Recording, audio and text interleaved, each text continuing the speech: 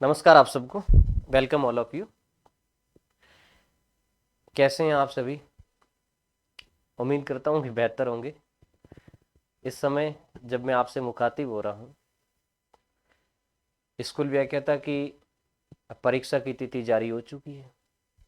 RPSC ने एक लंबा कैलेंडर आप सबके सामने डाल दिया है दिसंबर 2025 तक का, जिसमें दो मेजर भर्तियों पर आज की इस सेशन में मैं बात करूंगा आपसे। स्कूल व्याख्याता जो जून और जुलाई में प्रस्तावित है, और असिस्टेंट प्रोफेसर जो दिसंबर और जनवरी 2025 में प्रस्तावित है।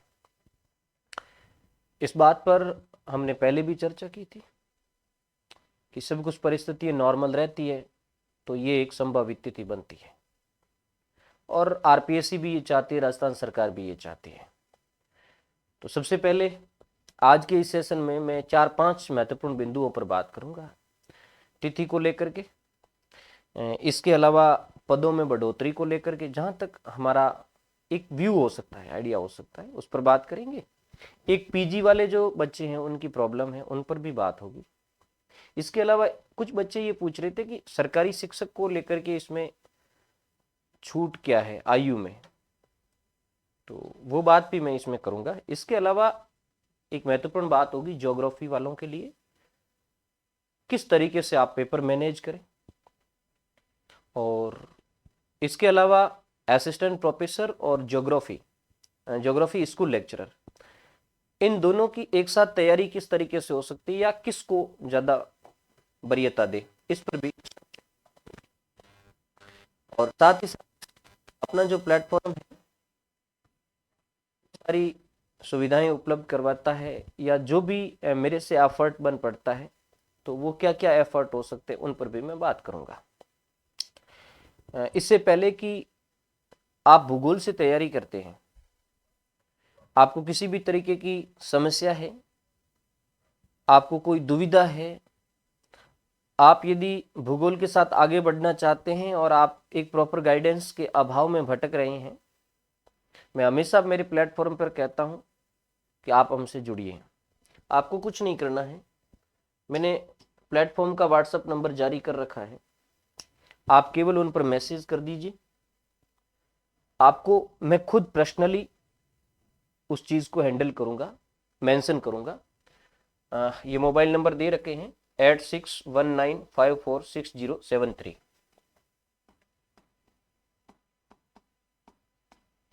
इस पर आप व्हाट्सअप कर दीजिए, जब भी मुझे टाइम मिलेगा मैं जवाब दे दूंगा। इसके अलावा भूगोल से रिलेटेड भर्ती परीक्षाओं या विभिन्न प्रकार की जीकेज और अन्य जो भी सामग्री का ज्ञान है उनसे संबंधित हमारा जो टेलीग्राम चैनल है अपना, एन के ज्योग्राफी पॉइंट, टेलीग्राम पर जाकर के इसको सर्च करें, एन के ज्योग्राफी पॉइंट, इसको आप ज्वाइन कर लीजिए। अपने अधिकतम मित्रों तक इस बात को शेयर करें, और गूगल प्ले स्टोर पर जाकर के ये अपना ऐप है एन के ज्योग्राफी पॉइंट, मैं हमेशा आपको बताता भी हूँ। जो भी नए लर्नर है, हर वीडियो के बाद लर्नर जुड़ते हैं, इसका मतलब नए लर्नर आ रहे हैं, उनके लिए जानकारी देना मेरा परम कर्तव्य बनता है। तो यही आपका ऐप है अपना, गूगल प्ले स्टोर पर जाकर के एन के ज्योग्राफी पॉइंट ऐप डाउनलोड कर लीजिए। वहां आपको स्कूल लेक्चरर का कोर्स भी मिलेगा। स्कूल लेक्चरर में प्रैक्टिकल को अलग निकाला गया है। एक सबसे इंपॉर्टेंट बात ये है, ये कोर्स देखो, नॉर्मली जो पुराने बच्चे हैं जिन्होंने कोर्स कई जगह से ले लिया है, खूब किताबें पढ़ ली है, लेकिन प्रैक्टिकल में आपकी एक दुविधा है, और लगभग 7-8 क्वेश्चन प्रैक्टिकल के आते हैं, और 2-4 क्वेश्चन ही कभी कभार मेरिट रख देते हैं।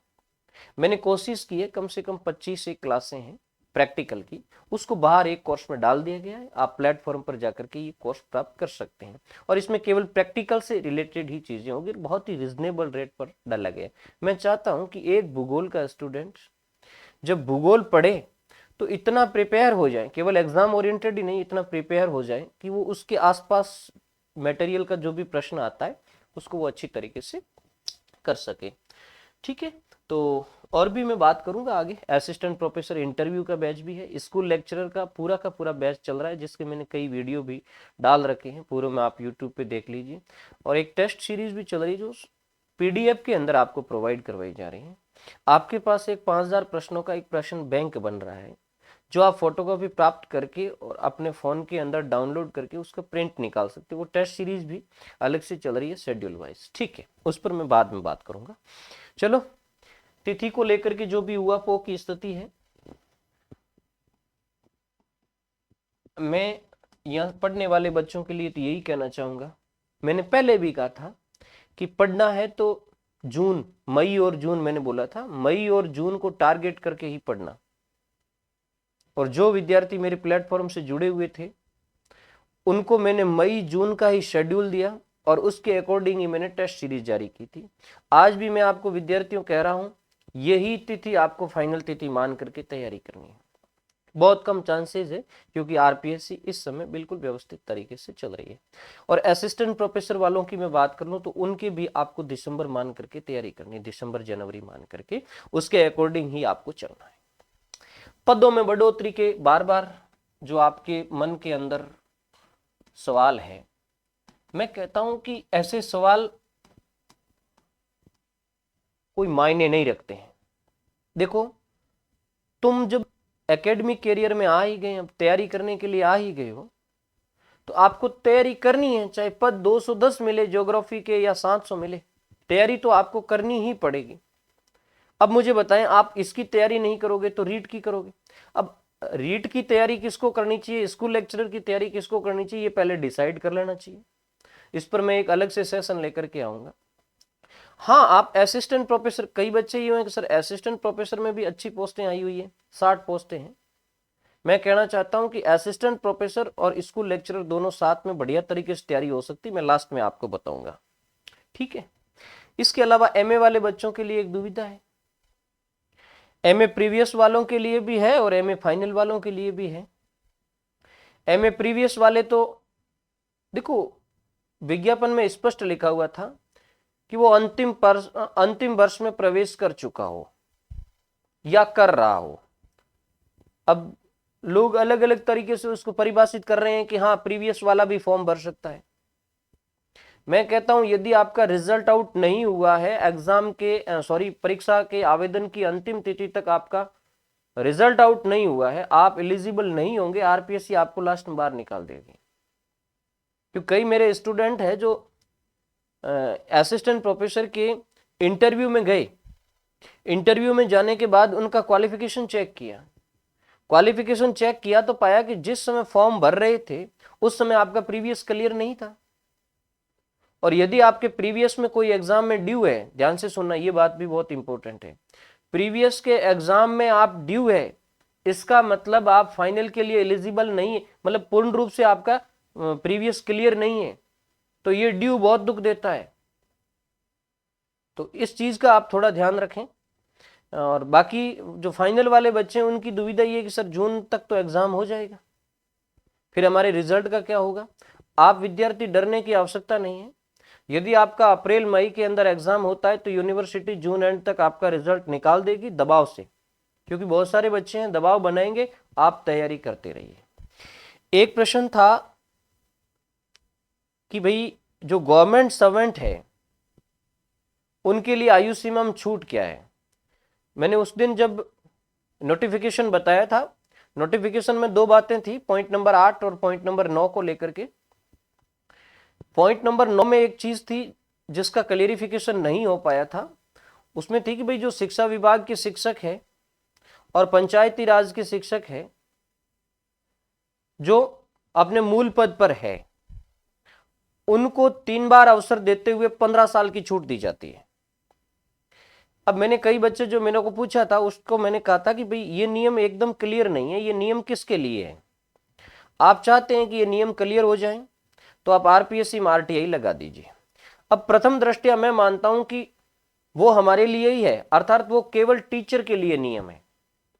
टीचर में अब मूल बात यह है कि टीचर में कौन आएगा, तो टीचर में यदि हम बात करें व्याख्याता की तो वो भी टीचर है, असिस्टेंट प्रोफेसर के अंदर आया था। ये जो मैटर की बात कर रहा हूँ मैं, आयु की। ये असिस्टेंट प्रोफेसर के इस नोटिफिकेशन में आया था। तो यदि मैं आयु की बात करूं तो यदि आपका आयु भले ही 50 वर्ष से एक दिन कम है, आप नियम नंबर 9 के तहत फॉर्म लगा दीजिए, आरपीएससी आपको पनिशमेंट नहीं देगी। और आप पूछना चाहते हैं तो आरपीएससी से आरटीआई मंगवा लीजिए। ये असिस्टेंट प्रोफेसर का मैटर है, ठीक है ना। बाकी एक नियम नंबर 8 के अंदर लिखा हुआ है कि बाकी कोई भी गवर्नमेंट कर्मचारी होगा उसके लिए 40 वर्ष की उम्र है। केवल शिक्षकों के लिए ये अलग से एक नियम है, क्योंकि वो असिस्टेंट प्रोफेसर के हिसाब से उन्होंने नियम तय किया होगा एजुकेशन के हिसाब से। ठीक है, ये चीजें हो गई, नॉर्मली चीजें। अब बात करें हम भूगोल की तैयारी की। तैयारी पे आ जाएं। देखो विद्यार्थी, इस समय आप दो तरीके के विद्यार्थी हो सकते हैं। जब से डेट आई है तब से मुझे लग रहा है वो दो तरीके के स्टूडेंट है मार्केट के अंदर।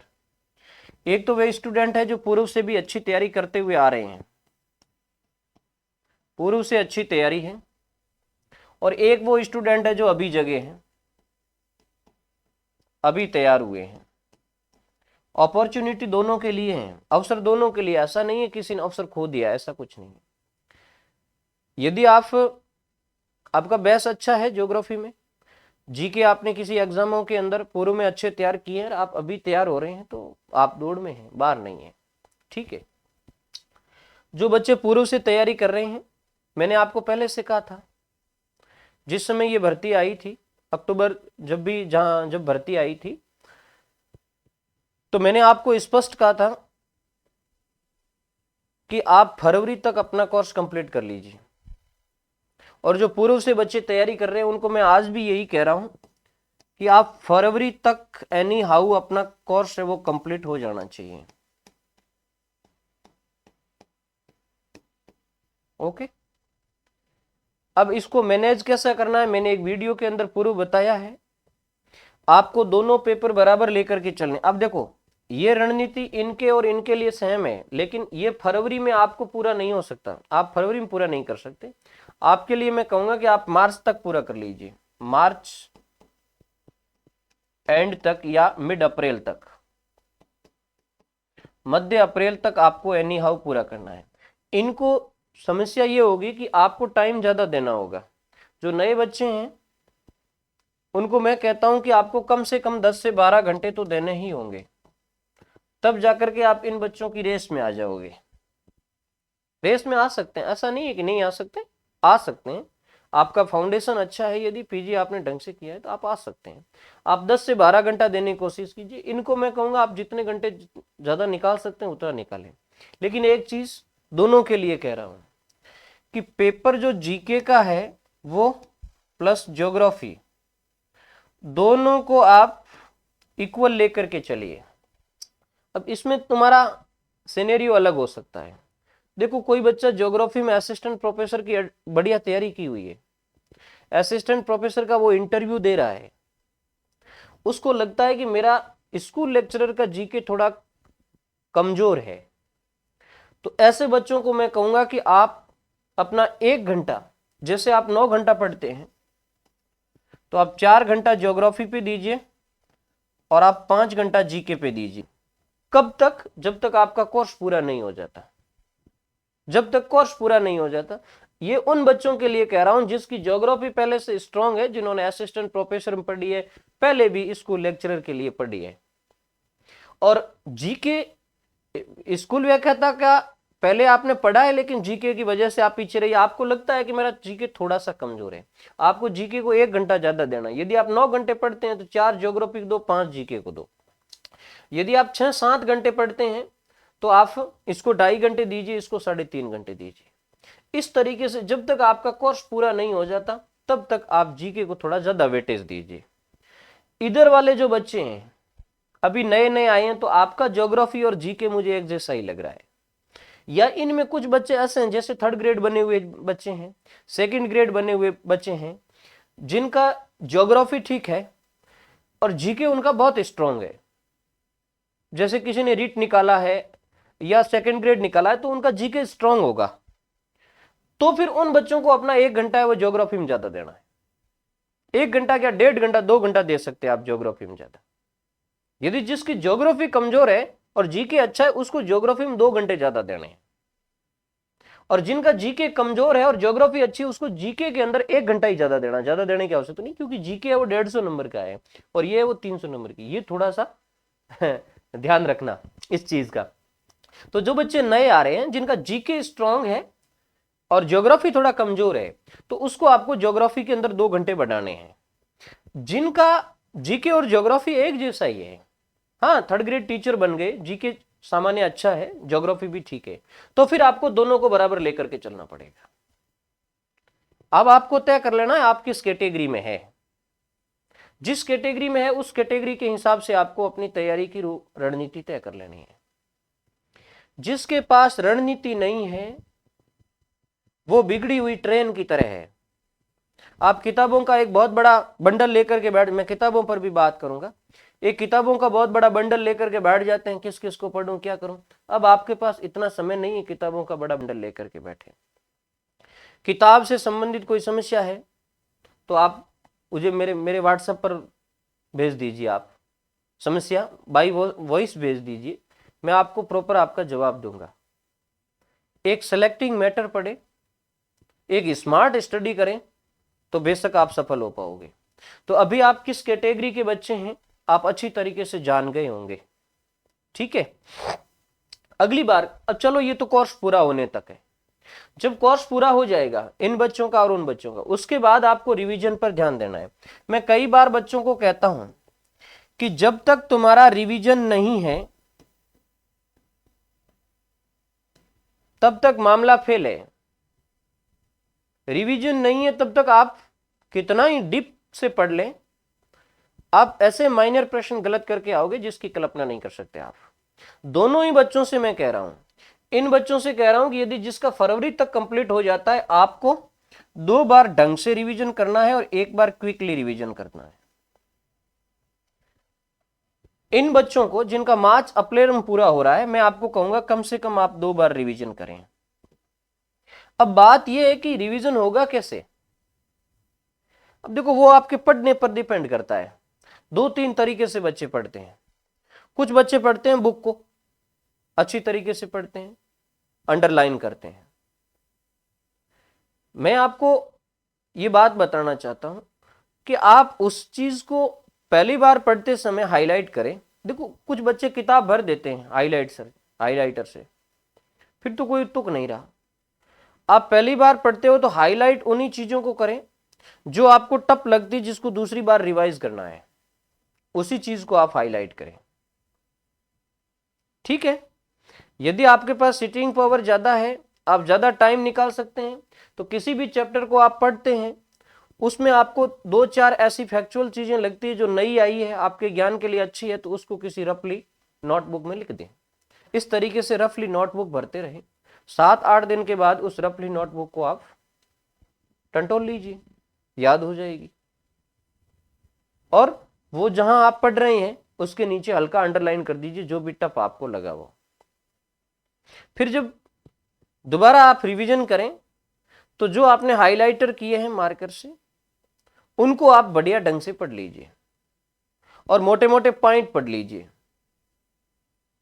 और इसके अलावा एक चीज मैं आपको बताता हूं, जब आप, क्योंकि टेस्ट कंटिन्यू आपका होता ही है सबका, आपको पता चल जाता है कि मेरा पोर्शन कौन सा कमजोर है। तो जब आप पहली बार रिवीजन करते हो तो टेस्ट में जो पोर्शन आपका कमजोर जा रहा है, जहां से आपके प्रश्न गलत जा रहे हैं, उसको आप ढंग से तैयार कर लीजिए दोबारा अच्छी तरीके से। वहां केवल हाइलाइटर नहीं देखना, पूरा पूरा उसको ढंग से देख लेना है। जैसे आपको लगता है कि यार ये ज्वार भाटे की गति का मेरा प्रश्न गलत जा रहा है, या ये डे वाला मेरा प्रश्न गलत जा रहा है कि कितने डे आगे हो रहा है, कितने डे पीछे हो रहा है, उसको आप एकदम क्लियर कर लें, ठीक है। तो अब फर्स्ट ऑफ ऑल आप ढंग से रिवीजन करें, दूसरी बार थोड़ा क्विक रिवीजन करें, तीसरी बार फास्टली रिवीजन करना है। फास्टली रिवीजन करने का तात्पर्य ये हुआ कि आप मोटे मोटे पॉइंट देख लीजिए, कुछ आपने हाइलाइटर करके और जो अलग पॉइंट आउट किए हैं। कई बार हमें ऐसा लगता है कि जैसे आप कोई बुक पढ़ रहे हैं, गाइड पढ़ रहे हैं, कोई नई चीज आती है तो उसी पृष्ठ में, उससे संबंधित पृष्ठ में आप ऊपर लिख दीजिए। तो लास्ट टाइम के अंदर जब आप रिवीजन करें तो उन अलग से लिखी हुई चीजों का गहराई से अध्ययन कर लीजिए या गहराई से उसका रिवीजन कर लीजिए। ठीक है, ये बात इनके लिए भी लागू होती है और उनके लिए भी लागू होती, कोई अलग नहीं है। और रिवीजन जब आप एक बार रिवीजन करोगे तो आपका कॉन्फिडेंस बढ़ जाएगा, फिर आपको लगेगा यार जल्दी जल्दी रिवीजन करो और फिर दूसरी बार शुरू करो। इस तरीके से आप 2-3 बार आराम से रिवीजन कर सकते हैं। अब मैं कंटेंट की बात कर लेता हूं। यहां आप जैसे कुछ बच्चे अभी माना कि आप बुक ला रही हैं, ठीक है, कोई बात नहीं, अच्छी बात है। अभी आप बुक लाते हैं तो मैं आपको सजेस्ट करूंगा कि सबसे पहले तो आप एनसीईआरटी को ढंग से पढ़ लीजिए। जो भी पुराने बच्चे हैं, पहले इनकी बात कर लें, पुराने वालों की। आपको नया मैटर नहीं पढ़ना है, ठीक है। आपको आपका पुराना मैटर ही, जैसे जिसने असिस्टेंट प्रोफेसर से पढ़ा है, पूर्व में किसी स्कूल लेक्चरर से पढ़ा है, मैं ये नहीं कहता हूं कि आप नया मेरे वाला बैच लीजिए। हाँ, आपका पुराना मैटर सफिशिएंट है। आपने पिछले पेपर में गलती कहाँ की है ये निकाल लीजिए एनालिसिस करके। वैसे मैंने मेरे स्टूडेंटों को पहले भी कह दिया था कि अपना एनालिसिस कर लेना कि पूर्व के एग्जाम में गलती कहाँ हुई है, उस गलती को इस बार नहीं दोहराना। अब गलती 2-3 कारणों से होती है। एक, आप अपने पेपर का एनालिसिस करिए, जो प्रश्न गलत किए उनके कारणों का पता लगाइए। अब 2-3 कारण निकलते हैं।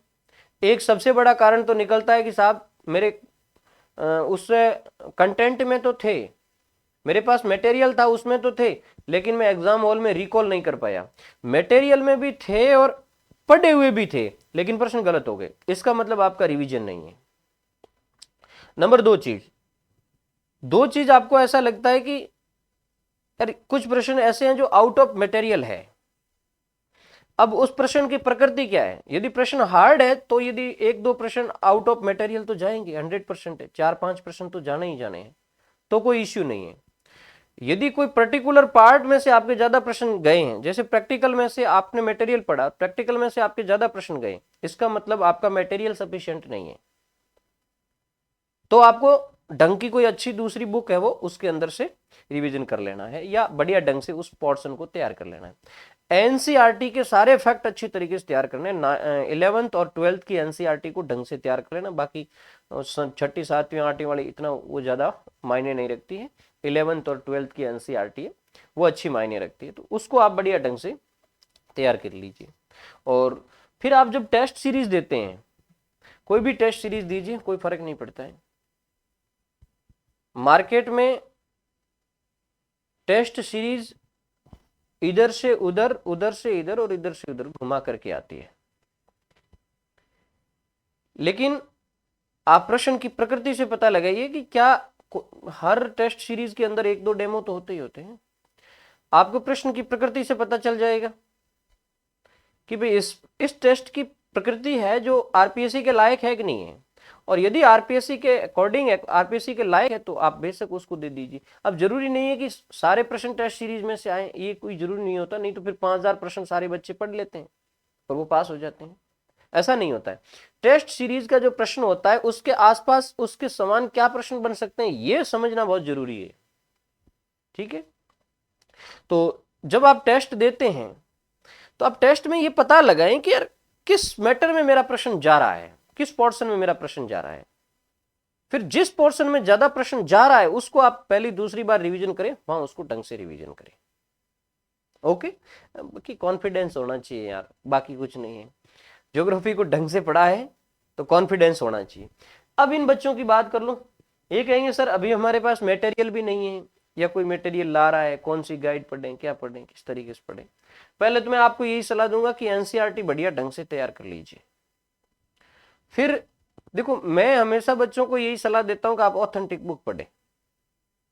आपको ऑथेंटिक बुक पढ़ करके और आप सफलता तक जा सकते हैं, लेकिन अभी तुम्हारे पास इतना समय नहीं है कि तुम सविंदर सिंह को पढ़ लो या चतुर्भुज मामोरिया को पढ़ लो, खुल्लर को पढ़ लो, जाट को पढ़ लो, इतना समय तो तुम्हारे पास है नहीं।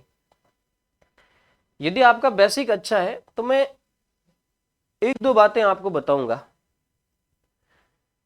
यदि आप किसी गाइड को लाते हैं, देखो गाइड मैं नहीं मानता कौन सी गाइड सफिशिएंट है किस तरीके से, लेकिन सब अपना अपना प्रयास बेहतर करने का देते हैं, चाहे वो किसी भी पब्लिकेशन की है। आप कोई भी गाइड लाते हैं, आप उस गाइड से पढ़ लीजिए, ठीक है। फिर आप जब टेस्ट देते हैं तो आपको लगता है कि यार टेस्ट के अंदर मेरा कोई पोर्शन है वो कमजोर जा रहा है, उस पोर्शन को आप गाइड के बजाय किसी रेफरेंस बुक से पढ़ लीजिए अच्छी तरीके से, और उसी गाइड के अंदर जो नई चीज मिली है वहां लिख दीजिए। ओके, गाइड, आप कोई भी गाइड लाए, मैं ये नहीं कहूंगा कि आप वो गाइड लेकर के आए, कोई भी आप गाइड ले आए, लगभग सारी गाइडें एक जैसी है, भरी हुई है। एक बात मैं इसके साथ और कहना चाहता, जिसके पास कोटा ओपन की बुक है कि नहीं, तो जब आप रेफरेंस बुक यूज करें, तो चलो आप किसी गाइड से पढ़ रहे हैं और कोई रेफरेंस बुक यूज करना है, आपके पास कोटा ओपन की बुक है, तो बढ़िया है कि आप कोटा ओपन वाली से उस चीज को तैयार कर ले। कोटा ओपन वाली ये भी काफी सारगर्भित है और सारगर्भित तरीके से लिखी गई है, तो वहां भी आपको एक अपॉर्चुनिटी, अच्छी अपॉर्चुनिटी मिल सकती है। बाकी आपके पास क्या मैटर है क्या नहीं वो मैं पूरा जानता नहीं, और आपको यदि मैटर से संबंधित किसी भी प्रकार की प्रॉब्लम है आप मेरे व्हाट्सएप पर लिख दीजिए, ठीक है। मैं आपको संतुष्टि पूर्वक जवाब दूंगा, आपको कोई डरने की आवश्यकता नहीं, कोई घबराने की आवश्यकता नहीं। ऐसा नहीं है कि सर को मैसेज करें जवाब देंगे नहीं देंगे क्या होगा, मैं जवाब देता हूं, मैंने 10-10 दिन से भी बच्चों को जवाब दिए हैं, ठीक है। आपको धैर्य रखना पड़ता है। सारी चीजें जब मैं खुद मैनेज करता हूं, जैसे बच्चे से बात करना, ये चीजें खुद मैनेज करना, क्योंकि आप ज्योग्राफी के संबंध पूछते हो तो टीम उसका जवाब नहीं दे पाती है, कई बार मैसेज सीन हो जाता है, सीन हो जाने के बाद भी हम है वो उसका रिप्लाई नहीं कर पाते हैं, तो मैं ये कोशिश करता हूं कि हर 5 या 7 दिन के बाद कितने सारे बच्चे जिनका मैसेज सीन हो गया लेकिन रिप्लाई नहीं हुआ, तो उनको मैं रिप्लाई दे देता हूं, और अभी जिनका बुक वगैरह का है इश्यू तो उनको मैं कंटिन्यूअसली रिप्लाई देता हूं, तो आप मुझे पूछ सकते हैं, ऐसा कुछ नहीं है। ओके, ये आपका मोटा मोटा सिनेरियो हो गया, आपको किस तरीके से क्या पढ़ना चाहिए। और हाँ, एक चीज, आपका शेड्यूल पक्का होना चाहिए, प्रॉपर शेड्यूल बना होना चाहिए। जैसे मैंने कहा कि आपको फरवरी एंड तक पूरा करना है, उनको मैंने कह दिया कि मिड मार्च तक आपको पूरा कर लेना है, या मिड अप्रैल तक आपको पूरा कर लेना है। आप सिलेबस को, मैंने एक पहले रणनीति बताई थी, आप सिलेबस को 7-7 दिन के टुकड़ों में डिवाइड कर दीजिए कि मुझे इस 7 दिन में ये चीजें पढ़नी है, अगले 7 दिन में ये पढ़नी है, अगले 7 दिन में ये पढ़नी है, पूरा एकदम कंटिन्यू, एकदम परफेक्ट आपका शेड्यूल हो जाना चाहिए। और उन 7-7 दिनों के अंदर फिर आपको ये डिसाइड कर लेना है कि मैं 7 दिन में जैसे ये 4 चैप्टर पढ़ना चाह रहा हूं, तो मैं मंडे को ये पढ़ूंगा, आगे ट्यूसडे को ये पढ़ूंगा, तो उसमें ये चीज करना है आपको कि जैसे आप मंडे को पढ़ रहे हैं, ठीक है, मंडे को नाइट में एक 5 मिनट दे करके, और आपको देखना है कि मुझे ट्यूसडे में आगे कल क्या पढ़ना है, ये पहले से आपको डिसाइड कर लेना है। इस तरीके से ट्यूसडे के आगे वेडनेसडे का डिसाइड कर लेना है। इस तरीके से आपकी एक इच्छा शक्ति जगेगी आपके अंदर। 2 काम आपका होगा, एक तो आपका सोच, आपका पॉजिटिव सोच हो जाएगा, आपका अप्रोच इतना बढ़ जाएगा कि आप 5 घंटे पढ़ते हैं तो उसकी जगह 7 घंटे निकालेंगे, 7 पढ़ते तो उसकी जगह 9 घंटे निकालेंगे, ये मैं दावे के साथ कहता हूं। ओके, तो ये चीज है कि आप अपना एक बढ़िया शेड्यूल बना लीजिए। शेड्यूल से संबंधित कोई प्रॉब्लम होती है तो भी आप मेरे से संपर्क कर लीजिए, मैं हर संभव आपकी कोशिश करूंगा, हर संभव आपकी मदद करूंगा, ठीक है। ये चीजें आपकी मेजर तैयारी से संबंधित हो गई। एक आपका जो दुविधा वाला चैप्टर चीज रहता है वो है असिस्टेंट प्रोफेसर और स्कूल लेक्चरर, एक साथ तैयारी हो सकती है, बिल्कुल मैनेज हो सकती है, मैं इसका एक अलग से वीडियो भी लेकर के आऊंगा। इस समय आप स्कूल लेक्चरर यदि आप तैयारी करते हैं, आपने असिस्टेंट प्रोफेसर पहले दिया है, अच्छा हुआ है आपका इंटरव्यू भी। एक हाँ प्रॉब्लम और इंटरव्यू वाले बच्चों की है, वो बड़े डरे हुए घबराए हुए हैं। इंटरव्यू वाले घबराने की कोई आवश्यकता नहीं है। इंटरव्यू आपका 1 महीना आप ढंग से पढ़ लेते हैं, और मैक्सिमम आपका इंटरव्यू स्कूल लेक्चरर वाले ये जो पोर्शन है इसी पे जाना है, इसी पे जाना है। बाकी सेकंड पेपर का कुछ एक मॉडल है तो उसका सिंपली जो है वो चीज पूछी जाएगी। इंटरव्यू स्मार्ट तैयारी मांगती है। जो बच्चे मेरे प्लेटफॉर्म से जुड़े हुए हैं उसके लिए मैंने एक कोर्स भी चला रखा है, आपको पता हो तो, इंटरव्यू साक्षात्कार का ऑनलाइन कोर्स है, उसमें मैंने 33 सेशन डाल दिए हैं, 15 से 16 सेशन और आएंगे, जिसमें मैंने सारी ज्योग्राफी को कवर करने की कोशिश की है कि किस किस चैप्टर में क्या क्या प्रश्न उठते हैं, यानी इंटरव्यू का क्या प्रश्न बन सकता है, और जो टफ होते हैं उसका मैंने एक सफिशिएंट जवाब भी देने की कोशिश की है कि ये जवाब आपका बन सकता है। आपका कोई भी मित्र साथी इंटरव्यू की तैयारी करता है ज्योग्राफी की, या इंटरव्यू की दौड़ में है, तो मैं कहता हूं आप एक बार उन सेशन पर ही काम कर लें, केवल वो सेशन पढ़ लेंगे तो भी आपका एक फ्रेमवर्क तैयार हो जाएगा कि ये प्रश्न है, इन प्रश्नों पर मुझे काम करके जाना। तो कोई घबराने की आवश्यकता नहीं है जिनका इंटरव्यू है। ओके, और आप एक पूरे मनोयोग के साथ इसमें लगे रहें, आप स्कूल लेक्चरर के अंदर लगे रहें, आपका इंटरव्यू साथ में हो जाएगा। आप एक एक घंटा देंगे तो भी हो जाएगा। वो मैं आपको मैनेज, आप मेरे व्हाट्सएप पे डाल देना, मैं आपको पूरा मैनेजिंग सिस्टम बता दूंगा, क्योंकि छोटी छोटी चीजें जब आप प्रश्न करोगे तो मुझे पता चलेगा, क्योंकि मैं यहाँ एक घंटा बक करके चला जाता हूँ, मुझे पता नहीं किस विद्यार्थी की क्या प्रॉब्लम है। मैं 1000 बच्चों से डिस्कस कर लूंगा, मैं आपको जवाब दे दूंगा, ये मैं वादे के साथ कहता हूँ, क्योंकि मेरा फैमिली इतना बड़ा नहीं है, अपना फैमिली बहुत छोटा है, क्योंकि मैं ज्योग्राफी तक ही सीमित हूँ और ज्योग्राफी में भी अभी स्कूल लेक्चरर और असिस्टेंट प्रोफेसर तक सीमित हूँ। आप सबकी दुआ और प्रेम से हम करीबन 5400 के आसपास यूट्यूब के मेंबर भी बने हैं, और टेलीग्राम पर ऐप पर करीबन 1000 से 1500 जो अपना एप्लीकेशन है उस पर 1500 से 2000 के बीच में स्टूडेंट हैं। कई तरीके के कोर्स आपके सहयोग से हम संपादित कर रहे हैं, बहुत ही वैल्यूएबल कंटेंट संपादित कर रहे हैं।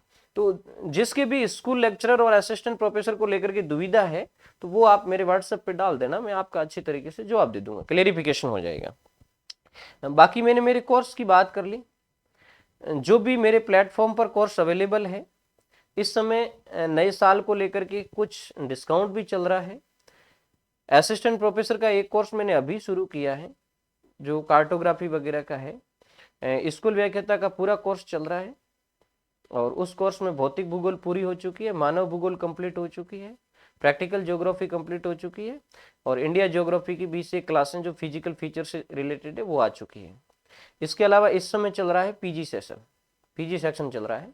पीजी पूरा होते ही इंडिया ज्योग्राफी की कुछ क्लासें और साथ में राजस्थान ज्योग्राफी करवा देंगे। मैं हमेशा हर चीज को बहुत आराम से करवाता हूँ, धीरे धीरे करवाता हूँ, कोशिश करता हूँ कि जो प्रश्न उठे 90% क्राइटेरिया अपना हो, ये सोच करके करवाता हूँ। फिर डिपेंड करता है कि वो एग्जामिनर कहाँ तक किस रूप में जाता है, लेकिन मैं दावे के साथ कह सकता हूँ कि जो आसपास जिस तरीके का आप मैटर पढ़ते हैं, तो मैं कोशिश करता हूँ कि 90% तक प्रश्न की पॉसिबिलिटी अपने कोर्स से रहे। असिस्टेंट प्रोफेसर इंटरव्यू का कोर्स भी चल रहा है, जो भी आपके मित्र साथी इंटरव्यू की अच्छी तैयारी कर रहे हैं, आपको जानकारी है तो आप उन तक ये जानकारी जरूर पहुंचाएं। और इसके अलावा अपना टेस्ट सीरीज भी है जो पीडीएफ के अंदर है, मैंने पूर्व में बता दिया, वो भी अलग से है। स्कूल व्याख्याता के कोर्स के साथ पीडीएफ, ये जो टेस्ट सीरीज है ये बिल्कुल फ्री दे रखी है, ठीक है। इसके अलावा यूट्यूब पे भी आपके लिए वैल्यूएबल कंटेंट में हमेशा ज्योग्राफी के प्रश्नों की क्लास डालता हूँ 2-4 दिन के बाद में, वो भी बहुत वैल्यूएबल है। आप जब नर्वस हो जाएं, पढ़ने का आपका मन नहीं हो, तो आप अपना चैनल खोल करके, और उसमें एक प्लेलिस्ट बनी हुई जिसमें करीबन 20 वीडियो आ चुके हैं, प्रत्येक वीडियो में 15 से 20 के बीच में प्रश्न है, तो करीबन मैं 400-500 प्रश्न है वो वहाँ डाल चुका हूँ और पूरा एक्सप्लेन कर चुका हूँ, और एक प्रश्न के साथ कम से कम 3 से 4 प्रश्न अटैच है, तो आप उनको भी देख करके ढंग करके अपनी ज्योग्राफी को स्ट्रॉन्ग कर सकते हैं। Practical geography specially school lecturer के लिए मैंने अलग निकाली है, तो आप इन सारों पर विजिट कर सकते हैं। एनके ज्योग्राफी पॉइंट एप्लीकेशन पर जाकर के टेलीग्राम चैनल से आप जरूर जुड़ें, क्योंकि जुड़ने में कोई तकलीफ नहीं है। आपके जुड़ने से आपको यदि एक मैसेज आता है, एक कोई कटिंग आती है अखबार की, और आप उसकी एक लाइन में आपका एक प्रश्न है, तो आपका करियर बन सकता है, ठीक नहीं। मैं ये कहता हूं कि हाँ, नए बच्चों के लिए सोशल मीडिया, जो यंगस्टर है 10वीं 12वीं पढ़ने वाले, उनके लिए सोशल मीडिया खराब है, लेकिन आपके लिए सोशल मीडिया वरदान साबित हो सकता है, आप उसका सही इस्तेमाल करो तो। मैंने असिस्टेंट प्रोफेसर का, मैं एक गांव का स्टूडेंट हूँ, मैंने कभी किसी कोचिंग का मुंह नहीं देखा, कभी ऑनलाइन कोर्स मैंने नहीं लिया, तभी थोड़ा मुझे टाइम लगा। मैंने ज्योग्राफी को यूनिवर्सिटी कैंपस से नहीं पढ़ा, यूनिवर्सिटी कैंपस छोड़ो, मैंने कभी ज्योग्राफी को फर्स्ट क्लास टीचर से नहीं पढ़ा। हमें सीनियर में पढ़ाने वाले भी सेकंड ग्रेड टीचर थे। ग्रेजुएशन मैंने एक प्राइवेट कॉलेज से किया, पीजी किया मैंने वर्धमान ओपन यूनिवर्सिटी से, लेकिन एक विश्वास था कि हाँ, yes I can do it, मैं ये कर सकता हूँ। फर्स्ट चांस में ही मेरा स्कूल लेक्चरर में हो गया था। कॉलेज एजुकेशन में पहला प्रयास, मेरे पास सफिशिएंट मटेरियल नहीं होने के कारण मैं उस प्रयास को खो गया, लेकिन अगले प्रयास में मैंने ठान लिया कि इसमें करना है तो करना है, और हो गया। इसलिए मैं कहता हूं विद्यार्थियों, कोई भी चीज इम्पॉसिबल नहीं होती है, बस जरूरत इस बात की है कि जोश, जुनून, जज्बा, ये सारी चीजें बचा करके रखनी है, और कोई काम करो उसके अंदर सारी चीजें झोंक देनी है। मैं तो कहता हूं कि यदि आप असफल हो जाएं जिंदगी में, चलो आप कोई बिजनेस में जाना चाहते हैं, आप जाइए और आप अपना 100% झोंपिए, आप कामयाब हो जाओगे। इसलिए कामयाबी के लिए जरूरी होता है समर्पण, त्याग, दृढ़ इच्छा शक्ति, मजबूत इरादे। आप जहां कहीं भी है, आप घर के किसी कमरे में बैठ करके पढ़ रहे हैं, दुनिया की कोई ताकत आपको रोक नहीं सकती। आप कभी भी ये घबराने की आवश्यकता नहीं है कि मैं जयपुर नहीं गया, मैं जोधपुर नहीं गया, मैं सूरतगढ़ नहीं गया, मैं बाड़मेर नहीं गया। कहीं जाने की आवश्यकता नहीं है। आप बढ़िया कंटेंट के साथ जुड़े रहे, अच्छे लोगों के मार्गदर्शन में जुड़े रहे, अच्छी इस रणनीति के साथ आप पढ़े, तो आपको निश्चय ही सफलता मिलेगी। कोई भी आपका सवाल जवाब है, या तो आप कमेंट बॉक्स में लिख सकते हैं, या फिर आप व्हाट्सएप पर लिख सकते हैं। कोई भी आपकी ज्योग्राफी से संबंधित क्वेरीज है, आप मुझे पर्सनली पूछ सकते हैं। आगे भी मैं और सेशन लेकर के आऊँगा। एक सेशन मेरा स्कूल लेक्चरर और असिस्टेंट प्रोफेसर, इन दोनों में से किसकी तैयारी करें, किस तरीके से करें, स्पेशली ज्योग्राफी के संबंध में, इस पर मैं बात करूँगा। इसके अलावा असिस्टेंट प्रोफेसर की जो बुक रणनीति है उस पर भी मैं बात करूँगा। तो आज के सेशन में इतना ही, फिर मिलेंगे अगले सेशन में। धन्यवाद।